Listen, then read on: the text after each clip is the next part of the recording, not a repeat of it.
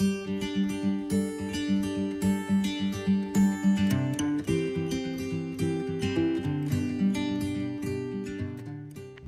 for many reasons. So firstly, I heard a lot about the facility and I did my own research and looking at the different things that they did, and I was really interested in it and how sustainable the whole area is, and I wanted to see how they do it all, and I wanted to hopefully gain a lot of knowledge that I could bring back home and, you know, share with the local community to see how we can better Bermuda.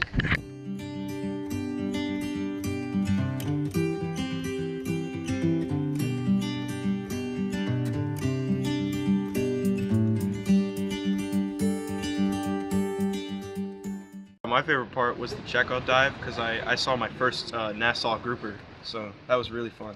I really loved getting to go turtle tagging. We basically got to jump off the boat and literally swim after the turtles and catch them, which I found really cool because I love interacting with the animals. Aquaponics is basically just a sustainable system to grow food without the use of soil.